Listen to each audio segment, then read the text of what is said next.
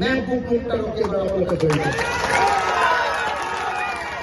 যদি মেহবুব মুক্তারক আপনাকে মুখ জয়ী করে দিয়ে মই এখন নতুন ঝিমঝিমা পাবো।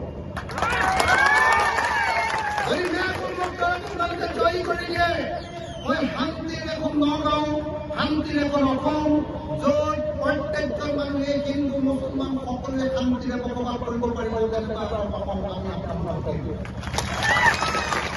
সেইকাৰণে মই আপোনালোকক অনুৰোধ কৰিছোঁ, মোৰ ভাই মেহবুব মুক্তাৰক এইবাৰ আপোনালোকে ভোটদান কৰিব। পৃথিৱীখন খহি গ'লেও এইবাৰ মেহবুব মুক্তাৰ এই দিন সমষ্টিত এইবাৰ আমাৰ MLA প্ৰাৰ্থী হ'ব। পৃথিৱীখন যদি খহিও যায় তথাপিও আমি বিচাৰিম প্ৰথমতে কংগ্ৰেছ দল বা অন্যান্য আমাৰ বিৰোধী পক্ষক চবকে বিচাৰিম যে দিন সমষ্টিটো আমাক দিব লাগে। দিন সমষ্টিটো আমি যিকোনো প্ৰকাৰে হ'লেও আমাৰ ৰাইজৰ দলৰ কাৰণে আনিম। আমি যদি কেনেবাকৈ আনিব নোৱাৰো, তথাপিও মই আপোনালোকক সকলোকে অনুৰোধ জনাই গৈছো, যদি কিবা কাৰণে যদি অনুমতি টিকেটটো আনিব নোৱাৰো, তথাপিও আপোনালোকে মোৰ ভাইটোক জিকাই দিব। জিকাবনে নিজিকাব? আপোনালোকে জিকাবনে নাই? জিকাবনে নাই? জিকাবনে নাই? জিকাবনে নাই?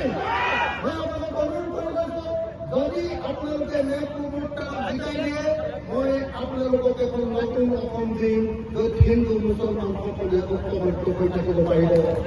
মই প্ৰত্যেকজন খেতিয়কক এখন নতুন পৃথিৱী দিম, যি প্ৰত্যেকজনৰ পথাৰতে পানী যোগান পাব, বানপানীৰ পৰা ৰক্ষা পাব, আৰু কোনো চৰকাৰে কোনো খেতিয়কৰ ঘৰ কেতিয়াও ভাঙিব নোৱাৰে। কোনো খেতিয়কৰ ঘৰ কেতিয়াও ভাঙিব নোৱাৰে। মই আপোনালোকক এই প্ৰতিশ্ৰুতি দিলোঁ, আৰু মই বেছি দীঘলীয়া কথা।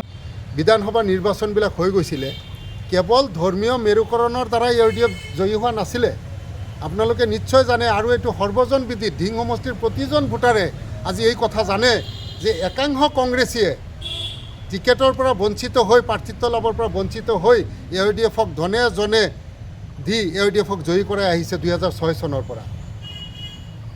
এই কথা সমষ্টিবাসীৰ প্ৰতিজন ভোটাৰে অৱগত, আৰু তেনে ক্ষেত্ৰত আমাৰ ৰাইজৰ দল এটা আঞ্চলিক দল, আৰু আমাৰ ৰাইজৰ দলে অখিল গগৈ ডাঙৰীয়াৰ নেতৃত্বত আমাৰ যি ৰাইজৰ দল, আমাৰ ৰাইজৰ দলক সাধাৰণ আমি শ্ৰমজীৱী ৰাইজৰ কাষত আছোঁ। আমি আশাবাদী যে এইবাৰ ধিং সমষ্টিত 2026 চনত ৰাইজৰ আশীৰ্বাদত, ৰাইজৰ মৰমত আমি ধিং সমষ্টিৰ আকাশত, নীলিম আকাশত ৰাইজৰ দলৰ পতাকা উলিয়াম।